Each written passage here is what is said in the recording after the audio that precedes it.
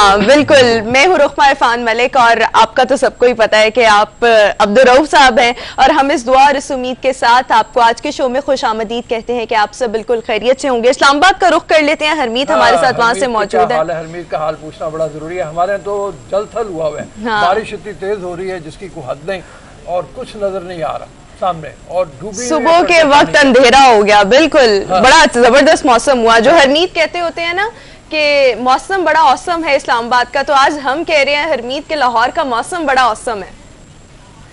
Hello حرمیت۔ لیکن بات کی جائے موسم کے حوالے سے تو آج وہ جو گرمی کی شدت تھی تھوڑی سی کمی دیکھنے کو مل رہی ہے، اور تھوڑی نہیں بلکہ زیادہ دیکھنے کو مل رہی ہے۔ اسلام آباد کی میں بات کروں تو صبح 5 بجے 4 بجے سے ہلکی بوندا باندی جو ہے وہ شروع تھی، اور اس کے بعد میں دیکھا کہ ٹھنڈی ٹھار ہوائیں جو ہے ہمارے شہر اقتدار کا رخ کر چکی ہے، لیکن کمال کا ہے موسم۔ اور اس سے ایک بات اور بھی تھی، جو سندھ میں جس طرح پانی کا مسئلہ آ رہا تھا تو اس میں جو کمی ہے وہ بھی کم سے کم پوری ہو جائے گی۔ جو ڈیمز وغیرہ میں اگر ہم دیکھیں کہ بجلی کا جو زیادہ بحران بن چکا ہے، تو مختلف ڈیمز میں پانی نہ ہونے کے برابر ہے، تو یہ مونسون کا جو نیا اسپیل جاری ہو چکا ہے، اس سے یہ ہوگا کہ بہتری آ جائے گی اور موسم بھی تھوڑا سا وہی بات بہتری آ جائے۔ لیکن مجھے یہ ڈر ہوتا ہے ہمیشہ سے، جب گرمیوں میں بارش ہوتی ہے نا تو اس کے بعد جو ہیومیڈیٹی ہوتی ہے نا وہ ٹوٹلی انبیریبل ہوتی ہے، مطلب وہ بڑا تنگ کرتی ہے۔ وہ برسات کی تو خاص بات ہے نا، وہ کہتے ہیں کہ یہاں پہ جو انگریز آئے تھے، کبھی ان سے پوچھا گیا کہ جی پاکستان کا ہندوستان کا مشترکہ جب ہندوستان تھا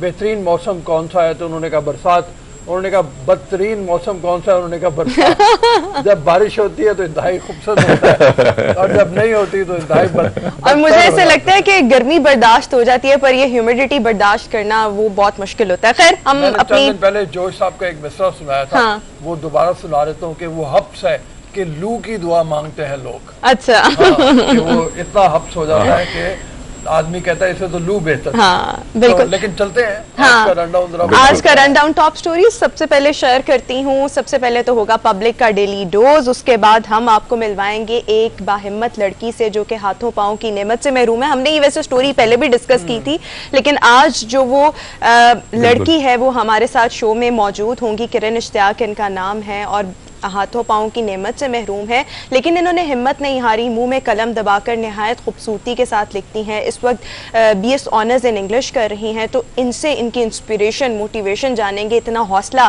ان میں کہاں سے آیا۔ کرن اشتیاق شو میں ہماری مہمان ہوں گی۔ آگے بڑھیں گے، اور جیسا کہ بقرہ عید اور ہر طرف اب بکرے بھی نظر آنا شروع ہو گئے ہیں، گائے بیل اونٹ سب کچھ نظر آنا شروع ہو گیا، تو اب یہ دوڑ لگی ہوئی ہے کہ کون سی منڈی میں کون سا بکرا جو ہے وہ سب سے مہنگا ہے، کون سا تگڑا ہے، تو ہم بیل سب سے اونچا ہے، کون سا لمبا ہے، ہاں کس بیل، اب ایک یہ بھی آیا ہے کہ جی ایک بیل کی 6 ٹانگیں ہیں۔ اچھا یہ 6 ٹانگوں والا بھی ایک بیل ہے، تو خیر ہم آپ کو دکھائیں گے رحیم، اس کی قیمت بھی 6 گنا زیادہ ہی ہوگی۔ بالکل ہاں ویسے مجھے ایسی چیزیں اتنی کوئی اٹریکٹ نہیں کرتی، لیکن شوقین افراد لوگ ہوتے ہیں وہ خریدتے ہیں۔ وہ جو ہمارے کھانے والے ہیں نا، وہ ہر چیز کو کھانے کی نظر سے دیکھتے ہیں۔ انہوں نے کہا 6 ٹانگیں، اس کا مطلب ہے 6 لیگ پیس۔ ہاں 6 لیگ پیس، 6 پائے بنیں گے۔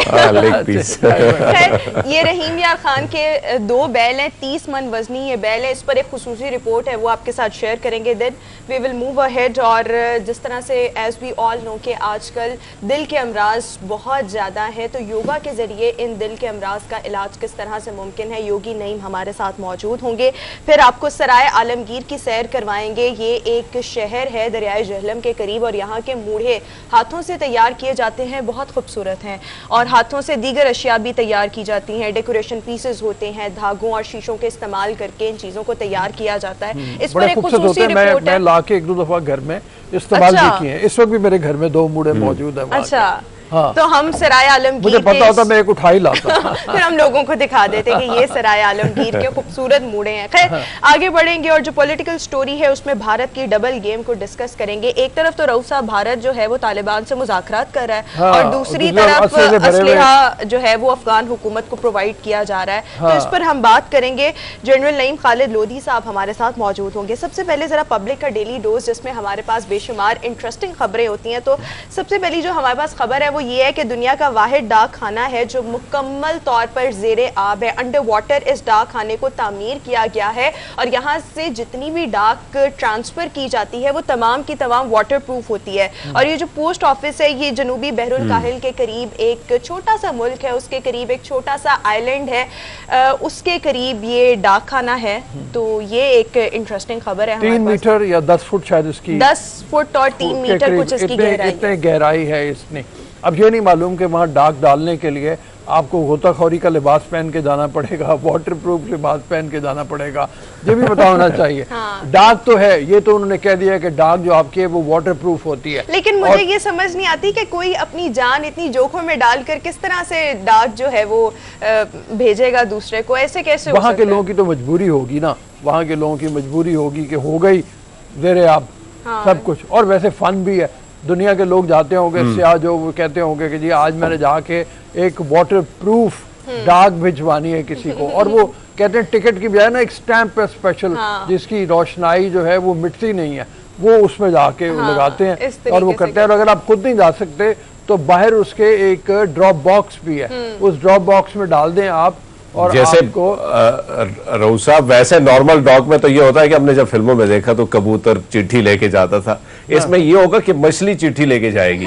عاشق کے پاس جانا ہے تو مچھلی ہی یہ کام اس سے ہی لیا جائے گا. لیکن ویسے بہرحال بڑا کمال گیا کہ بھائی بڑا مشکل تو ہے, لگ رہا ہے جیسے آپ کہہ رہے ہیں, لیکن ہاں یہ بھی ایک شوق ہے, ایک ذوق ہے, انسان اپنا پورا کر لیتے ہیں. اور میں یہ دیکھتی ہوں کہ مطلب انوینشن کرنے والوں کے آئیڈیاز ہیں, کتنی کریٹو مائنڈ ہوگا جس نے یہ چیز جو ہے وہ انوینٹ کی ہوگی. اگلی خبر کی طرف آتے ہیں. وہ ایک اور مطلب ہمارے پاس ڈیلی ڈوز میں ایک سے بڑھ کر ایک خبر ہوتی ہے. جو اگلی خبر ہے وہ بھی بڑی انٹرسٹنگ ہے کہ دبئی میں ایک ایسی کمپنی کھلی ہے جو کہ ایسے روزز تیار کر رہی ہے, یعنی کہ گلاب کے پھول جو کہ 3 سال تک فریش رہ سکتے ہیں, اور ان کی جو پاکستانی قیمت بنتی ہے وہ 30,000 بنتی ہے ایک گلاب کی قیمت, اور پھر جو اس سے گلدستے تیار کیے جاتے ہیں وہ $80,000 کے قریب ہوتے ہیں. بیسیکلی یہ جو کمپنی تھی یہ لنڈن میں واقع تھی ایور روز کے نام سے, پھر انہوں نے اپنی دوسری کمپنی جو ہے, دوسری برانچ جو ہے وہ دبئی میں کھولی ہے, اور اب یہ اس طرح سے جو روزز ہیں وہ تیار کریں. بیسیکلی یہ کہا جاتا ہے کہ یہ جو گلاب ہے یہ ایکویڈور کے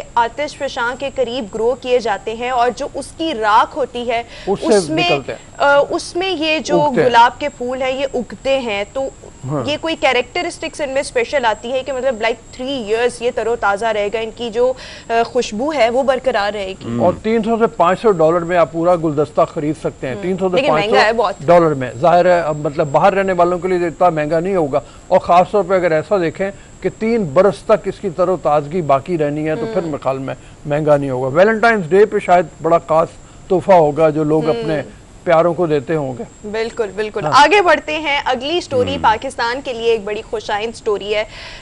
پاکستان میں مقامی طور پر پہلی مرتبہ جو ہے وہ الیکٹرک موٹر بائک جو ہے وہ ایجاد کی گئی ہے, انٹروڈیوس کروائی گئی ہے, اور یہ جولٹا موٹر بائکس ہیں, انہوں نے انٹروڈیوس کروائی ہے. ان کے مطلب مختلف اس حوالے سے ڈفرینٹ ورژنس ہیں موٹر بائکس کے, لیکن ابھی جو انٹروڈیوس کروایا ہے وہ JE70 کا نام اس کو دیا گیا ہے. انوائرمنٹ فرینڈلی ہے, ایندھن فری ہے, سموک فری ہے, بے آواز ہے, اور بالکل بھی آلودگی نہیں پھیلائے گی. اور اگر یہ موٹر بائک جو ہے وہ مکمل طور پر چارج کی گئی ہو تو یہ 80 کلومیٹرز تک کا جو ہے وہ سفر طے کر سکتی ہے. تو بڑی اچھی بات ہے پاکستان میں مقامی سطح پر اس طرح کی چیزیں جو میں پڑھا تھا کہ سپیڈ بھی اس کی جو ہے تقریباً 60 کلومیٹر پر آور پہ تک جا سکتی ہے, جو کافی اچھی سپیڈ ہے شہر میں چلنے کے لیے.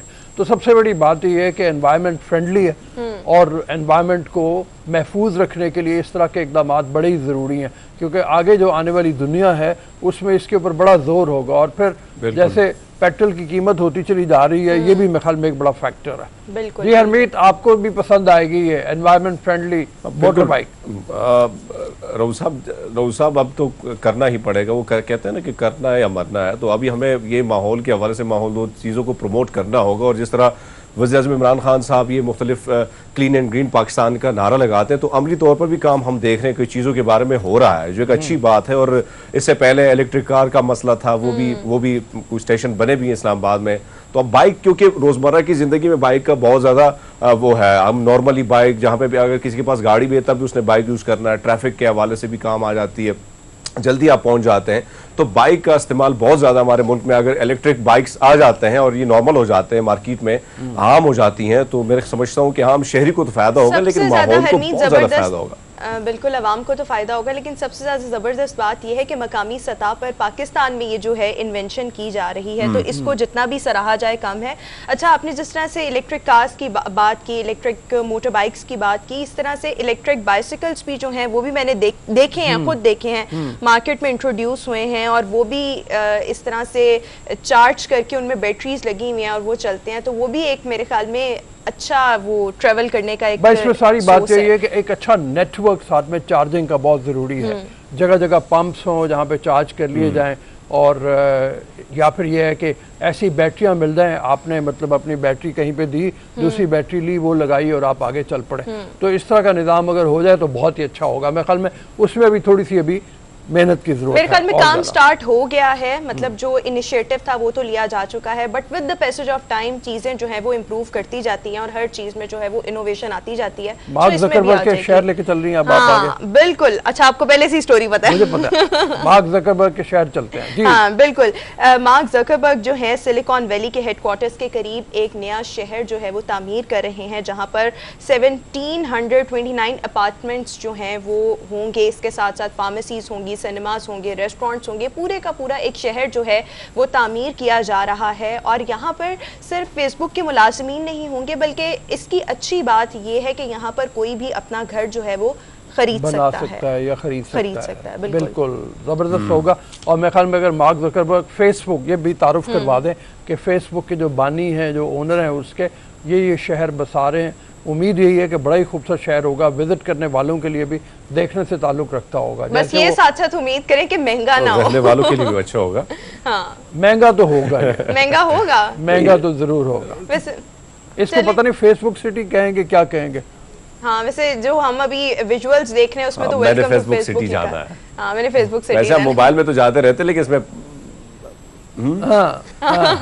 चलिए लेट्स सी आने वाले हम जाएंगे भैया, हमने फेसबुक, हाँ मतलब मार्क ज़करबर्ग ने एक शहर बसाया होगा, लेकिन हमारे अपने पास भी बड़ी मजेदार चीजें हैं। हमारे पास शारे कराक्रम है और जो दुनिया के वंडर्स में शुमार होती है। बिल्कुल, रैंकिंग की गई है एक ऐसी वेबसाइट की जानिब से जो पूरी दुनिया में सयाहों को, जो टूरिस्ट होते हैं उनको अपनी खिदमात फराहम करती है, सर्विसेज प्रोवाइड करती है। तो उसने एक रैंकिंग जारी की है जिसमें जो शारा कराक्रम है उसको दुनिया की 15 खूबसूरत सड़कों में इसका शुमार किया गया है। Basically it's a passage, trade passage है बिटवीन चाइना एंड पाकिस्तान, और इसको बड़ा खूबसूरत और महफूज ट्रेड पैसेज कहा जाता है। तो ये दुनिया की 15 खूबसूरत सड़कों में इसका शुमार जो है वो किया गया है। सो ग्रैंडर के लिहाज से मतलब अगर देखा जाए ना, जितनी ग्रैंड ये है, और इसके दोनों तरफ मैं तो कई दफा गया हूँ। अच्छा। हाँ कई बार गया और खुजराब टॉप तक गया हूँ। अच्छा। और देखने मेरा तो रास्ता ही है। हाँ आपका तो रास्ता है, लेकिन यह है कि हम तो खुजराब टॉप तक कई बार गए हैं, और हकीकत में इतना ग्रैंड पहाड़ों का सिलसिला जो है वो बहुत कम देखने को मिलता है। तो मेरे ख्याल में अगर दुनिया में ग्रैंड पहाड़ों के सिलसिले के हवाले से देखा जाए तो फिर शायद ये दुनिया में टॉप 2-3 में आ जाएगी। मतलब इतनी ज़्यादा खूबसूरत है। और रास्ते में जो जगह जगह बनाते हुए भी रोज सब बड़े मुश्किलात का सामना लोगों मजदूरों को करना पड़ा। खासकर इसमें तकरीबन 900 लोगों की जाने की, मजदूरों की जाने की, जिसमें 810 पाकिस्तानी थे और तकरीबन 90s के करीब चाइनीज थे। और दूसरी बात ये कि हम अपने पब्लिक को बताते चले कि जो कुराकुरम यानी जो लफ्ज़ है ये तुर्की का लफ्ज़ है। कुरा कहते चट्टान को, और सॉरी कुरा कहते सयाह को, सियाह काला, और कुरम कहते चट्टान को। तो ये चट्टानों का ये काला शाम की तरफ बल खाता हुआ ये इस सड़क पे आप जब जाते हैं तो यकीन माने, मैंने तो तोबा ही निकाली है कई दफ़ा। अब तो सी पे एक बन गया, थोड़ा गुजारा हो गया, लेकिन हाँ विजिट के लिए कमाल का है, बड़ा खूबसूरत है। और आप जब जाते हैं फिर बड़ी खूबसूरत पहाड़ियाँ, व्यूज बहुत खूबसूरत है। और वैसे भी ये मेरे ख्याल में खूबसूरत भी है और सेफ भी है। जिस जदीद अंदाज में इसको तामीर किया गया है ना, तो अब जो सफर है यहाँ से वो काफी ज्यादा महफूज हो चुका है। यहीं से आप हुंजा जाते हैं, जो मेरे हिसाब से मतलब एक आइडियल तरीन इलाकों में से एक इलाका है। अताबाद लेक तक पहुँचते हैं, आप उससे आगे जाते हैं, करीमाबाद जाते हैं, अली आबाद जाते हैं। मतलब गिलगित जाने का रास्ता ही बेसिकली यही है। गिलगित जाने का रास्ता है, वहाँ से आगे फिर आप निकलते हैं और फिर खुजराब टॉप पे, खुजराब पे सूरत-ए-हाल ऐसी है कि आप देखते ही रह जाते हैं। सर्दी बहुत ज़्यादा होती है, लिहाजा अगर आप I have been there, बहुत सर्दी होती है, बहुत ज़्यादा अनबेरेबल ठंड होती है। मतलब गर्मियों में मतलब यहाँ वहाँ पर इतनी ठंड होती है, तो जब आप सर्दियों में वहाँ पर चले जाएं तो वो तो इट्स जस्ट फ्रीजिंग कोल्ड, बहुत ठंड होती है। वो मैं मजाक में सुनाया करता ना कि वो एक बंगाली गए थे वहाँ पे, और जाके उन्होंने जिस वक्त कपा रहे थे एन गर्मियों में, तो उन्होंने कहा था कि जो अपने अंदाज में, अगर गर्मी में इतना शॉर्ट दिया तो शॉर्टी में कितना शॉर्टी होगा। यानी अगर गर्मी में इतनी सर्दी है तो सर्दी में कितनी सर्दी होगी, तो शॉर्टी में शॉर्टी कितनी होगी। एनीवेज नाजरीन, ये तो था आज का पब्लिक का डेली डोज, और हमने हमेशा की तरह आपके साथ भी इंटरेस्टिंग खबरें जो हैं वो आपके साथ शेयर की। अभी हम शो में एक ब्रेक शामिल करेंगे। एक ब्रेक के बाद जब वापस आएंगे तो पाकिस्तान की बाहिम्मत लड़की से किरण इश्तियाक से आपकी मुलाकात करवाएंगे, लेकिन एक ब्रेक के बाद स्टे विद अस।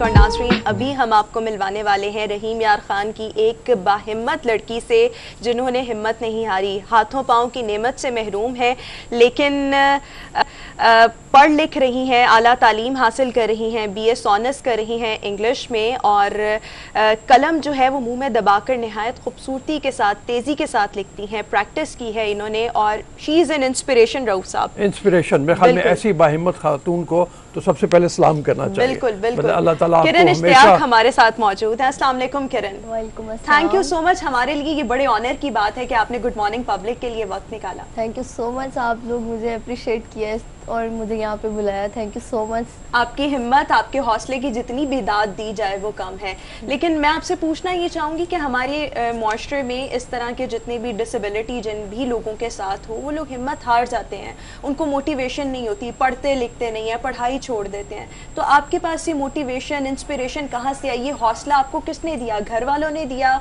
किसने दिया कि आप पढ़ें लिखें, आला तालीम हासिल करें? जी बिल्कुल, ये हौसला मुझे मेरी फैमिली ने दिया है, और उन्होंने मुझे कहा था कि आप पढ़ो, और फिर मैंने स्टार्ट लिया, और फिर मैंने जैसे स्टार्ट लिया तो मुझे इस चीज़ में इंटरेस्ट फील हुआ, और फिर मैंने सोचा कि मैं ये काम बहुत अच्छे से कर सकती हूँ। और फिर मैंने जैसे ही इस काम को शुरू किया, पढ़ना लिखना शुरू किया, मुंह से पेन पकड़ना शुरू किया, फिर मैंने लिखना शुरू कर दिया। और घर में मेरे फैमिली वाले हैं, वो मुझे लिखना सिखाते थे। तो इस तरह से फिर मैंने कहा कि नहीं, मैं तो बहुत आगे जा सकती हूँ, और फिर मैंने अपने इस काम को जारी रखा। अच्छा, ये मतलब आप नॉर्मल स्कूल में ही ऑब्वियसली पढ़ी होंगी? बिल्कुल नॉर्मल। घर वालों की सपोर्ट आपके साथ होगी? बिल्कुल, घर वाले मेरे साथ होते हैं। हाँ। मतलब जहाँ पे मुझे एडमिशन चाहिए होता है वहीं पे एडमिशन होता है मेरा, हर बात मेरी मानते हैं, और तकरीबन वो मुझे सपोर्ट करते हैं। उनके सपोर्ट की वजह से मैं यहाँ। लिखने में दिक्कत नहीं होती? मतलब ऑब्वियसली अब तो प्रैक्टिस कर करके आप लिखना अच्छे से शुरू हो गई होंगी, लेकिन जब आपने स्टार्ट किया तो कितनी मेहनत, कितनी एफर्ट आपको करनी पड़ी? नहीं, उस टाइम मेहनत नहीं, बस ये हुनर मुझे मेरे अल्लाह पाक ने दिया है। उन्होंने मेरे मुँह में पेन थमाया, क्योंकि उन्होंने मुझे किसी मकसद के लिए इस दुनिया में भेजा है। तो मैं समझती हूँ कि बल्कि मुझे बिल्कुल भी मुश्किल नहीं हुई, और मैं अब अल्हम्दुलिल्लाह 2-2.5 घंटे का पेपर इजीली कर लेती हूँ, और बिल्कुल दूसरी बच्चियों से भी पहले फारिग हो जाती हूँ पेपर। ये बड़ा कमाल की बात है, 2-2.5 घंटे का पेपर आप पहले फारिग हो जाती हो। ये इतनी स्पीड बनाना जो है, इसके लिए जैसे वो कह रही हैं, मैं खुद सोच रहा हूँ कि अगर मुझे करना पड़े, हाथ से भी करना पड़े, तो शायद मैं इतनी देरी से ना कर पाऊँ जितनी देरी से मैंने आपको देखा है। तो उस वक्त दिमाग और ये सारा साथ चल रहा होता है? बिल्कुल सही, बिल्कुल साथ में चल रहा होता है। बल्कि वहाँ पे सेंटर में मुझे बोलते हैं कि हम आपको हेल्पर दे देते हैं, क्योंकि वो मुझे जब लिखता देखते हैं ना, तो वो समझते हैं कि पता नहीं इसको कितनी मुश्किल हो रही है। हाँ। तो वो कहते हैं बेटा आप हेल्पर ले लें। लेकिन मैं समझती हूँ कि हेल्पर अगर मैं ले लूँ तो एक दफ़ा उसको बताऊँ फिर वो लिखे, इससे अच्छा मैं खुद ही लिख लूँ, और बहुत स्पीडली लिख लेती हूँ। मैं दोनों ज़बानें लिख लेती हूँ, उर्दू और अंग्रेजी दोनों। और इसी तरह मैथ्स के पेपर हल करते हुए? बिल्कुल, मैथ्स के पेपर, कैलकुलेटर भी यूज करना होता है, सब कुछ। पढ़ाई में कैसी है? मतलब एकेडमिक रिजल्ट्स आपके कैसे हैं? अल्हम्दुलिल्लाह, मेरे रास्ते में बहुत सारी मुश्किलात आई हैं, और मैट्रिक में मैंने बगैर किसी ट्यूशन के, यहाँ तक कि मेरा एडमिशन नहीं जा पा रहा था, कोई भी स्कूल मेरा एडमिशन भिजवाने के लिए एग्री नहीं था। वो कहते बच्ची रेगुलर होगी तो एडमिशन जाएगा। इसके बावजूद मैंने बगैर ट्यूशन के घर पे बैठ के प्राइवेट के एडमिशन भिजवाया, और फिर जब मेरा रिजल्ट आया तो मुझे खुद भी यकीन नहीं आया, मेरी फर्स्ट डिवीजन थी। माशाल्लाह माशाल्लाह। पेरेंट्स तो बड़े इनके प्राउड होते होंगे। अच्छा, करते होंगे। जी हमारे साथी हैं हरमीत, वो आपसे बात करेंगे। इधर ही मुझे बताइएगा आप वो क्या उनकी बात का आता है ऐसे ही। जी हरमीत। अच्छा, वैसे इनकी बातें काफ़ी पुरुमीद है, बहुत अच्छी लगी और मुझे बड़ा अच्छा लगा कि जिस तरह ये बात कर रही है और बड़ी हिम्मत इन्होंने की है, और हिम्मत करना जो है वो यकीनन रास्ता निकाल लेता है, कोई ना कोई अगर आप हिम्मत करते तो रास्ता निकल ही आ जाता है। अच्छा, मुझे ये बताएं कि अब जिस तरह रऊफ साहब ने बात की कि एक तरफ पूरा दिमागी तौर पर भी एक्टिव होना, फिर लिखना भी, सोचना भी, लेकिन इसके साथ साथ बहुत बड़ा काम जो होता है स्कूल में होता है। स्कूल में टीचर्स की क्या आपके साथ कितना उन्होंने कोऑपरेट की, जो स्टूडेंट्स हैं आपके साथ जो बैठते हैं उनका रवैया कैसा है, किस तरह वो आपको मोटिवेट कर देखते हैं, तो वो कितना मोटिवेट होते हैं आपसे? जी आपको आवाज़ आ गई? हरमीत का सवाल ये है कि ऑब्वियसली आपने एक स्कूल और फिर कॉलेज में, तो जब आप स्कूल और कॉलेज में पढ़ रही थी तो टीचर्स ने आपके साथ कितना कोऑपरेट किया, उनका रवैया आपके साथ कैसा था? फिर जो क्लास में मौजूद दीगर स्टूडेंट्स थे उनका रवैया, क्या वो कोऑपरेटिव थे कि किस किस्म का रवैया था? जी देखिए, मैंने पहले तो पढ़ा था रेगुलर, और उसके बाद जब फिर मैंने मिडिल तक जो पेपर दिए हैं वो मैंने दिए थे प्राइवेट। लेकिन मैं जब तक रेगुलर जाती रही हूँ ना, तो मेरे टीचर्स ने बिल्कुल मेरे साथ ऐसे बिहेव किया कि जैसे उनकी अपनी बच्ची होती है। मुझे अपने पास बिठाते थे, ख्याल रखते थे, सारा दिन क्लास में मेरे साथ ही रहते थे।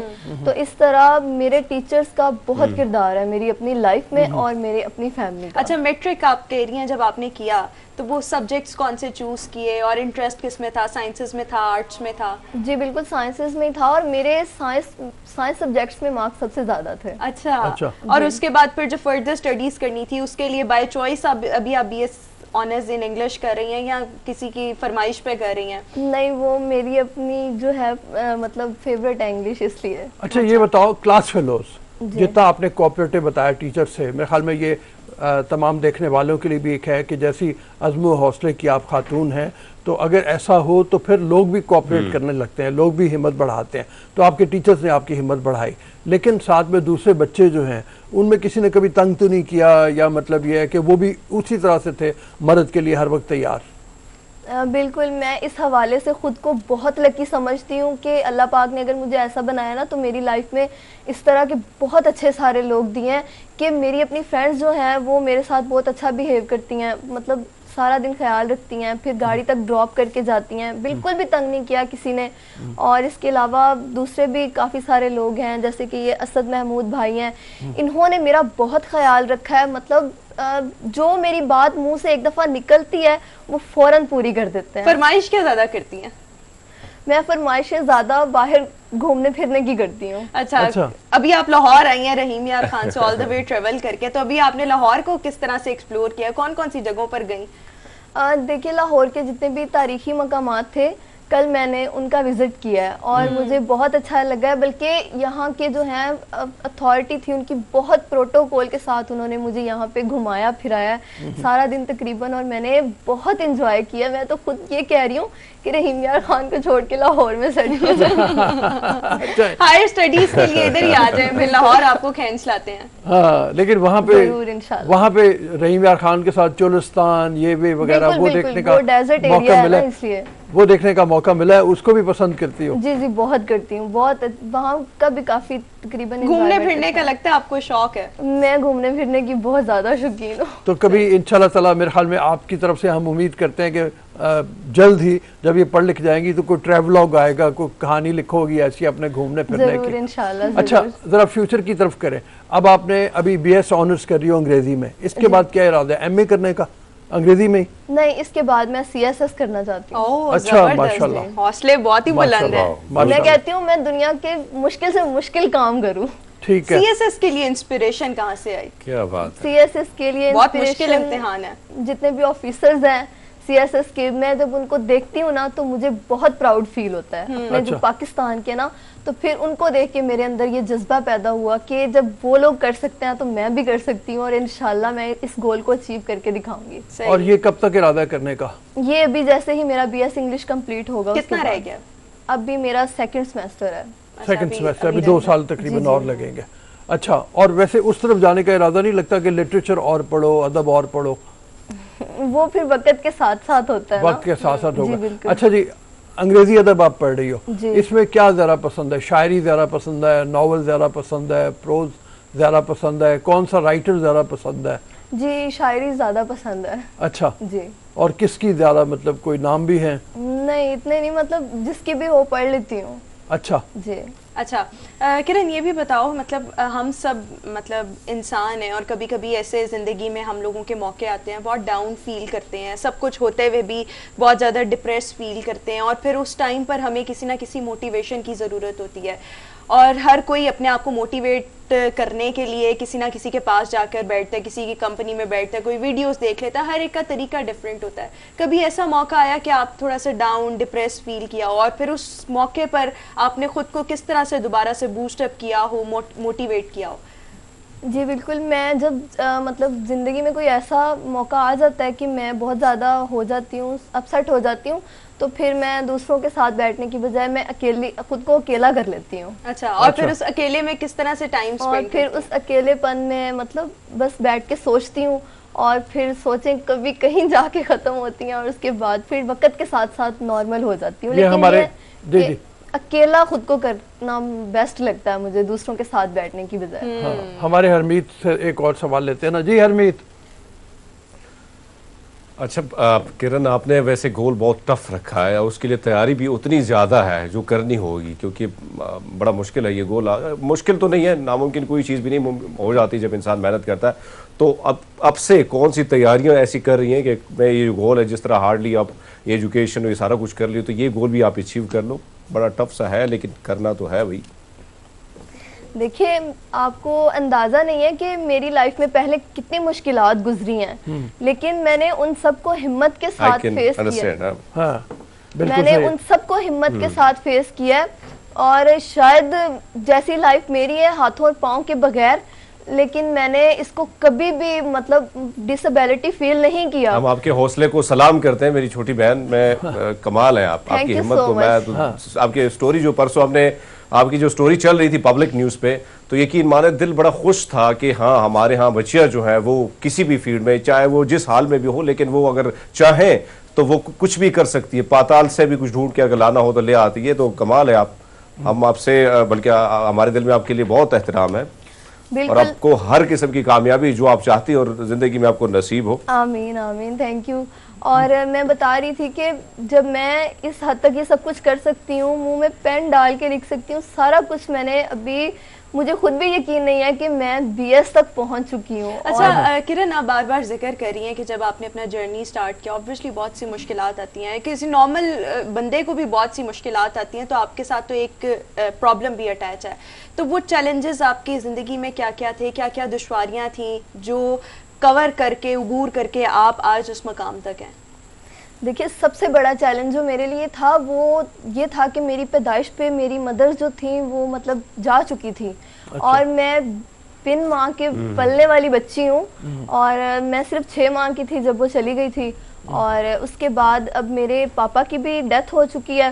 اور اس کے بعد مطلب جب مما چھوڑ کے گئی تو اس کے بعد پھر میرے اپنی پھپھو, جن کو آج میں سلام پیش کرتی ہوں کہ جنہوں نے میری پرورش کے لیے اپنی پڑھائی تک چھوڑ دی کہ ہم نے اس بچی کو پالنا ہے. اور میرے اپنے داد کے جو خاندان ہے انہوں نے مجھے بہت پیار دیا, اور ہر خواہش جو ہے میری منہ سے نکلنے سے پہلے پوری کی.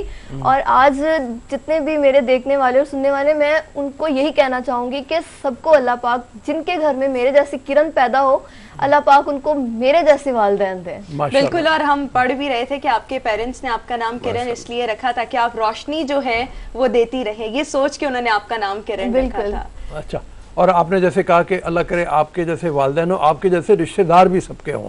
آپ نے یہ بھی کہا نا کہ آپ کے داد کے جیسے آپ نے کہا آپ کی پھپھو ہو گئی, اور کون کون مطلب کس کو سب سے زیادہ جنہوں نے مجھے سپورٹ کیا ہے وہ میرے دادا جی ہیں. اچھا, انہوں مطلب میری ہر کامیابی ان کے لیے دل کا سکون ہوتی ہے, بہت خوش ہوتے ہیں وہ میری ہر کامیابی پہ. اچھا کرن, ہم پڑھ رہے تھے مطلب کہ آپ کو یہ نہیں پسند کہ کوئی آپ پر ترس کھائے, سمپتھی آپ کے ساتھ کرے.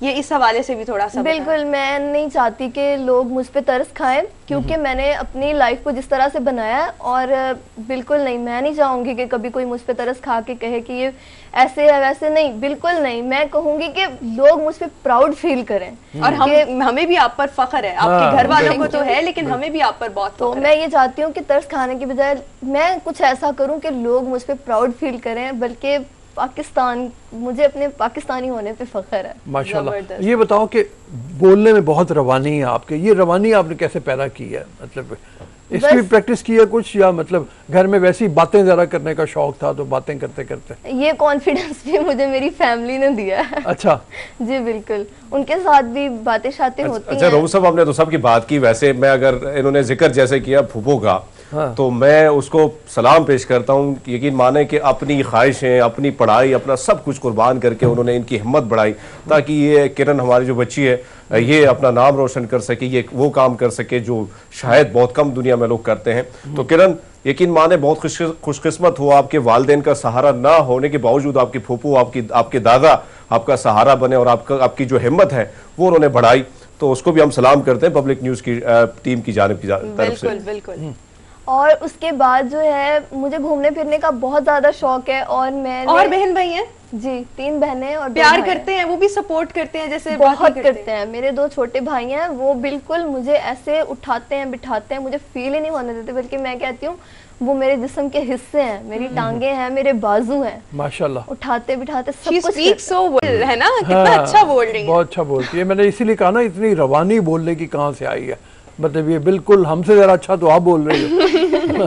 اچھا کرن، یہ بھی بتاؤ مطلب فارغ وقت میں کیا مصروفیات آپ کی ہوتی ہیں؟ اسپیئر ٹائم جو ہے وہ آپ اپنا کس طرح سے اسپینڈ کرتی ہو؟ زیادہ تر ٹائم تو کالج میں گزر جاتا ہے، اور اس کے بعد پھر آ کے گھر میں لیپ ٹاپ وغیرہ، موبائل چیٹنگ اور اسٹڈی وغیرہ. بس موبائل کیسے یوز کرتی ہو؟ موبائل دونوں ہاتھوں سے. اچھا زبردست. جی زبردست. موبائل بھی اور لیپ ٹاپ بھی؟ جی لیپ ٹاپ موبائل سب کچھ.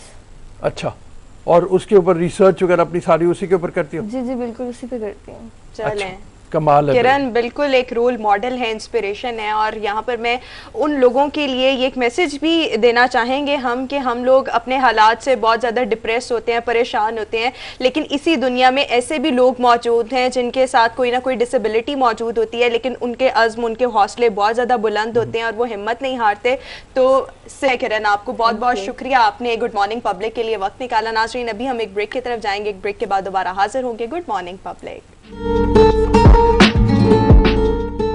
بھارت نے افغانستان میں خانہ جنگی کے لیے ایک ڈبل گیم جو ہے وہ کھیلنا شروع کر دی ہے. ایک طرف تو طالبان کے ساتھ مذاکرات کا سلسلہ جاری ہے، دوسری طرف اشرف غنی کی جو حکومت ہے اس کو سپورٹ کرنے کے لیے اسلحہ فراہم کیا جا رہا ہے. رؤوف صاحب، کچھ میڈیا رپورٹس کے مطابق مطلب ایمبیسڈرز کے انخلاء کے نام پر وہاں پر افغانستان میں 2 بھارتی خصوصی طیارے وہاں پر گئے، کندھار پہنچے، کابل پہنچے، اور بھاری مقدار میں جو اسلحہ تھا وہ اشرف غنی کی حکومت کو پرووائڈ کیا گیا.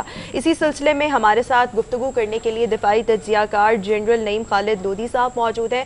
جنرل صاحب بہت شکریہ، آپ نے گڈ مارننگ پبلک کے لیے وقت نکالا. سر، یہ بھارت اس وقت ڈبل گیم کھیل رہا ہے افغانستان میں خانہ جنگی کے لیے. ایک طرف تو سلسلہ جاری ہے مذاکرات کا طالبان کے ساتھ، دوسری طرف اشرف غنی کو بھی سپورٹ کیا جا رہا ہے اور اسلحہ پرووائڈ کیا جا رہا ہے. آپ دیکھ رہے ہیں کوئی رد عمل طالبان کی جانب سے آ سکتا ہے اس معاملے پر؟ جی، پہلی بات تو یہ ہے کہ بھارت کا یہ جو ڈبل گیم ہے یہ آپ کو پتہ ہے کوئی نئی بات نہیں ہے. جب ہم ڈس انفارمیشن لیب کو دیکھتے ہیں، جب ہم کلبوشن کا ادھر کام دیکھتے ہیں، اور باقی جو افغانستان کی طرف سے انہوں نے لگاتار ہمارے پر حملے کیے رکھے، تو را اور این ڈی ایس کا بہت کلوز جو ریلیشن شپ ہے وہ میرا خیال طالبان کو پہلے سے اچھی طرح معلوم ہے اور دنیا بھی جانتی ہے. طالبان کے ساتھ جو بات چیت کے باتیں ہیں وہ دیکھیں، بات چیت تو وہ کریں گے، ان کو سب کے ساتھ کرنی، لیکن اگر اصل نیتیں سب کی ان کو معلوم ہو تو اپنی پالیسی اسی طریقے سے وہ وضع کریں گے. تو شاید وہ امیڈیٹلی اس کا کوئی رد عمل دیں یا نہ دیں، یہ ان کی مرضی ہے. لیکن ایک چیز بڑی فار شور ہے کہ جب وہ اپنی خارجہ پالیسی ترتیب دیں گے یا جس پوزیشن میں بھی وہ ہوں گے حکومت میں، جس نہج پر بھی وہ چلے گی، تو ضرور یہ چیز ان کے ذہن میں ہوگی. اور کوئی بھی میرے خیال افغان حکومت جو ہے آتی ہے، طالبان اس میں کتنا حصہ ہوتا ہے وہ دیکھا جائے گا. لیکن میرا خیال ہے کہ اب یہ چیز اتنی کلیئر ہے اور پاکستان کے لیے بھی بہت کلیئر، اور خاص کر جو ہمارے اپنے کچھ بہن بھائی ہیں جو مس لیڈ ہو جاتے ہیں، مس گائیڈ ہو جاتے ہیں، جو یہ ہمیشہ یہ الزام لگاتے رہتے ہیں کہ یہ ہمارے اپنے کیے دھرے ہیں اور ایسی باتیں، ان کے لیے بڑی یہ چشم کشا بات ہے کہ ان کو پتہ چل گیا کہ بھی بھارت کس قسم کی گیمز کھیلتا ہے۔ وہ جو شمع جلائے پھرتے ہیں امن کی آشا کی، ان کو بھی کوئی آئیڈیا ہو گیا ہوگا کہ بھارت کی اصل نیت اندر سے ہے کیا۔ تو میرا خیال یہ ہے کہ اب یہ بات کیونکہ بالکل سامنے آ گئی ہے، بالکل روز روشن کی طرح عیاں ہے، تو سارے پالیسی میکرز کو، پاکستان کو، افغانستان کو اور جو لوگ ارد گرد کے پڑوسی ہیں، انہیں ابھی اپنی پالیسی بنانے میں آسانی پیدا ہوگی۔ جی جنرل صاحب یہ فرمائیے، اربوں ڈالر بھارت نے خرچ کیے ہوئے افغانستان پہ، وہاں پہ اپنا نیٹ ورک بنانے کے لیے، اپنا سٹرکچر بنانے کے لیے، تو ظاہر ہے اس کو ڈوبتے نظر آتے ہیں، اور اس نے ایک طرح سے سر جان توڑ کی وہ بازی لگائی ہوئی ہے کہ وہاں پہ اس کا اثر رسوخ کسی طرح قائم رہے، اور یہ جو اسلحہ پہنچانا ہے یہ بنیادی طور پہ خانہ جنگی کو ہوا دینا اور کسی حد تک طالبان کی پیش قدمی کو روکنے کے لیے بھی ہے۔ تو یہ فرمائیے کہ یہ انتشار بڑھائے گا، اس سے اور ذرا کرائسس پیدا ہوگا، یا ہم یہ سمجھیں کہ طالبان کی پیش قدمی جو جاری ہے وہ اب سمودلی لگتا ہے ایسے ہے کہ جیسے وہ کنٹرول کر لیں گے زیادہ سچویشن کو؟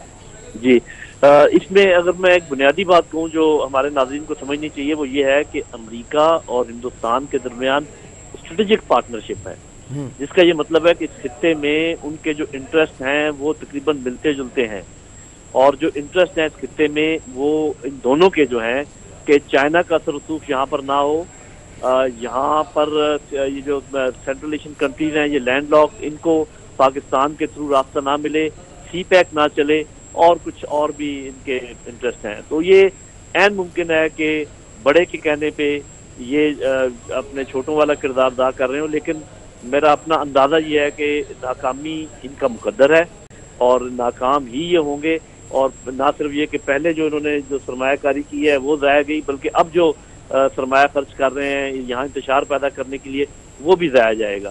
تو اللہ کے فضل و کرم سے جو آپ نے سوال پوچھا ہے، میرا اپنا اندازہ یہ ہے کہ جس طریقے سے معاملات بڑھ رہے ہیں، کیونکہ افغان طالبان کی جو رویہ ہے اس کو دیکھ کر دنیا بھی حیران ہوئی ہوگی، ہمیں بھی تھوڑی سی حیرت ہے، وہ ریکنسیلیشن موڈ میں ہے۔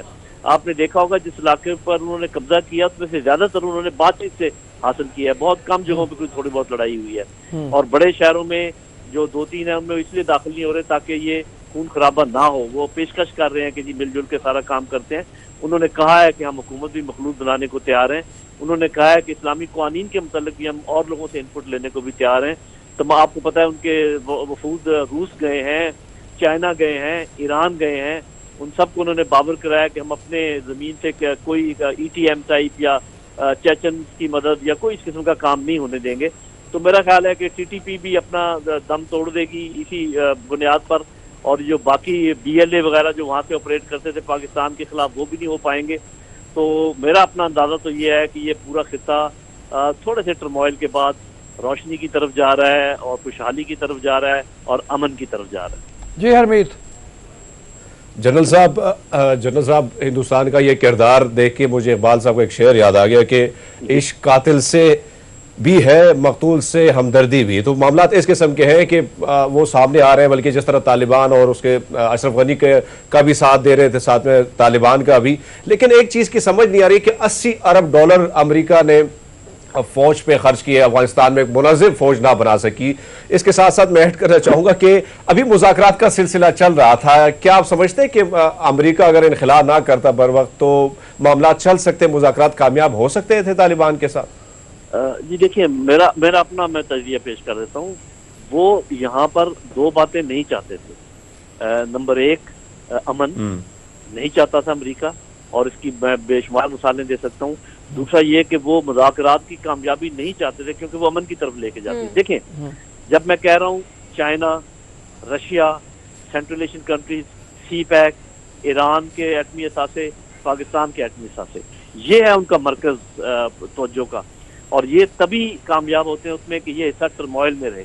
اگر یہاں پر چین سرمایہ کاری میں کامیاب ہو جاتا ہے، یہ نارتھ ساؤتھ کوریڈور چل پڑتا ہے، یہاں پر تجارت چل پڑتی ہے اور گرم پانیوں تک سینٹرل ایشین کنٹریز اور روس پہنچ جاتے ہیں، تو ان کی تو صف ماتم بچ جائے گی۔ تو یہ اگر ہم سمجھ جائیں کہ وہ یہاں پر چاہتے ہی نہیں تھے امن، تو پھر یہ سوال کہ اگر وہ مزید رہتے تو کیا ہوتا، جتنا رہتے اتنی خرابی ہوتی ہے. آخر 20 سال کوئی کم وقت تو نہیں ہے میرے بھائی. اگر 20 سال میں نہ وہ امن قائم کر سکے، نہ آپس میں بات چیت کرا سکے، تو اگلے 20 مہینے میں وہ کیا کر دیتے. تو اس کا جواب یہی ہے میری طرف سے کہ یہ ان کا جانا ہی امن کی پہلی نوید ہے، اور شکر ہے کہ پہلا سٹیپ ہو گیا ہے. ٹھیک ہے جنرل صاحب، یہاں پر آپ سے یہ بھی پوچھنا چاہوں گی کہ بھارت کے اگر ہم تمام قونصل خانوں کو دیکھیں تو ان کی بندش ہو چکی ہے افغانستان میں. ان کی بندش پر آپ کیا کہیں گے، اور ساتھ ہی بھارت کی جو افغان پالیسی ہے اس پر آپ کیا کامنٹ دیں گے؟ دیکھیں، بھارت نے تو باقاعدہ ایک گھوڑے پہ شرط لگا دی تھی نا، جو گورنمنٹ ہے، جو کہ پپٹ گورنمنٹ جس کو میں کہتا ہوں، کٹ پتلی گورنمنٹ تھی. کیونکہ اس کے لیے ہم چھوٹی سی بات اگر کر دیں کہ جب ووٹ ڈلے تھے تو انہوں نے کہا تھا 11% ڈلے، حالانکہ 5% ڈلے تھے. اس کے بعد آپ کو پتا 6 مہینے تک رزلٹ کا اعلان نہیں کیا گیا. اور جب رزلٹ کا اعلان کیا گیا، کبھی کسی انتخاب میں 6 مہینے بھی لگتے ہیں کاؤنٹنگ میں.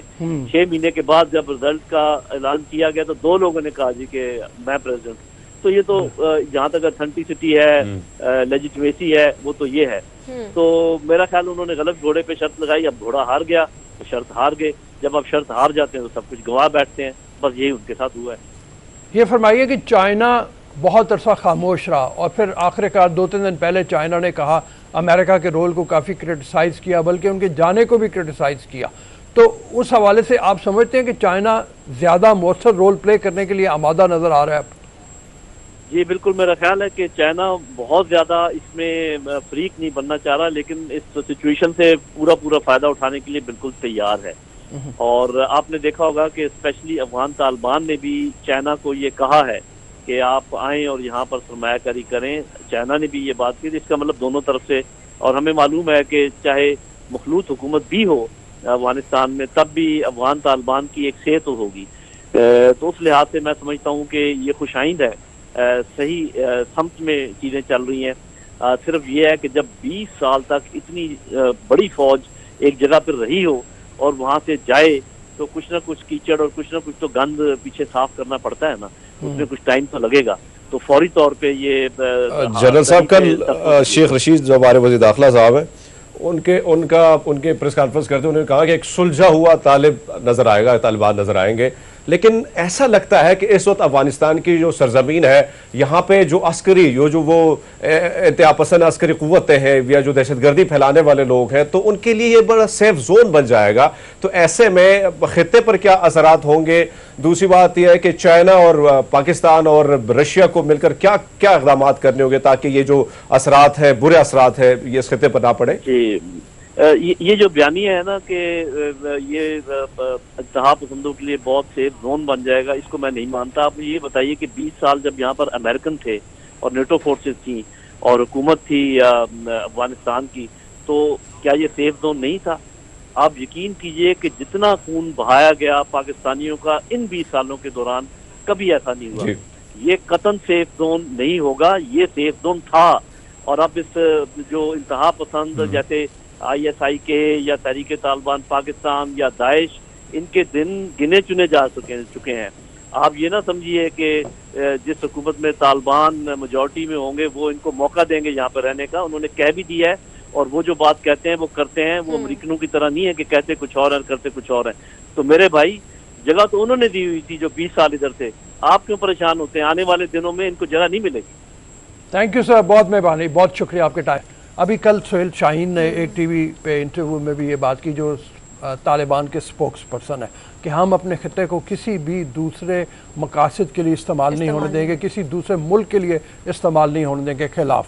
تو میرے خیال میں یہ بڑی خوش آئند بات ہے. جیسے جنرل صاحب نے کہا، امید یہی کرتے ہیں کہ جس وقت وہاں پہ ایک حکومت بن جائے گی، چاہے وہ طالبان ڈومینیٹڈ ہو یا وہ ان کے شریک کرواتے ہیں کسی اور کو، تو پاکستان کے لیے کم از کم ایک سکون کا سانس آئے گا. اور وہ یہاں پہ جو ایکٹیویٹیز پاکستان کے خلاف ہو رہی تھی ان کو بھی روکیں گے.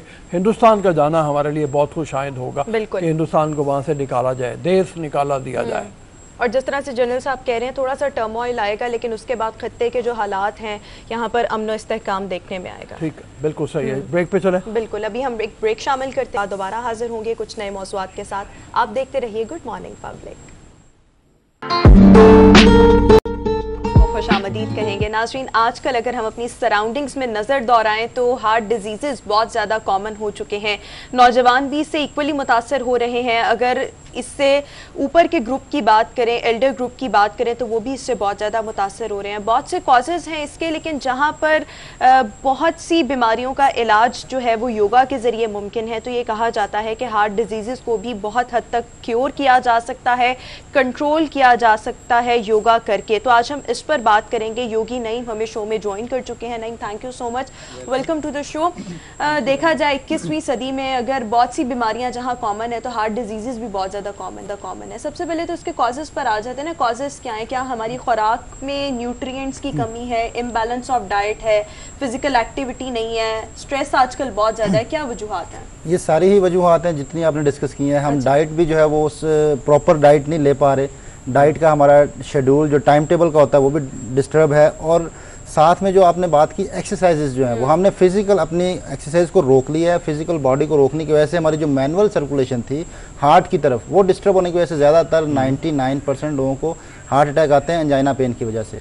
और एंजाइना पेन की एक ही रीज़न है कि आपकी ब्लड फ्लो जो है वो हार्ट की तरफ स्लो हो जाता है। हार्ट को सप्लाई जितनी चाहिए उतनी मिल नहीं पाती। तो उसमें सबसे बड़ी मैं ये वजह समझता हूँ कि हमने अपने आप को रोक लिया है, अपनी बॉडी को रोक लिया है। फिजिकल पोजीशन को जितना रोक लेंगे उतनी आपकी मैनुअल सर्कुलेशन स्लो हो जाएगी। ठीक है। तो तीसरी जो वजह आपने बयान की जो हमारी डाइट का है, हम रात लेट नाइट खाना खाते हैं। हमारा उल्टा है, जैसे नाश्ता बादशाहों जैसा, दोपहर को वजीरों जैसा, रात को फकीरों जैसा। हमारा जरा यहाँ पर आपको थोड़ी देर स्टॉप लगाना, फुल स्टॉप लगाना चाहेंगे। अभी हम अपने A+ के नाज़रीन को शुक्रिया अदा करेंगे। जो लोग हमें A+ पर देख रहे हैं वो अब हमें पब्लिक न्यूज़ पर ज्वाइन कर सकते हैं। जी नहीं, तो नाश्ता बादशाहों जैसा है, दोपहर को वजीरों जैसा।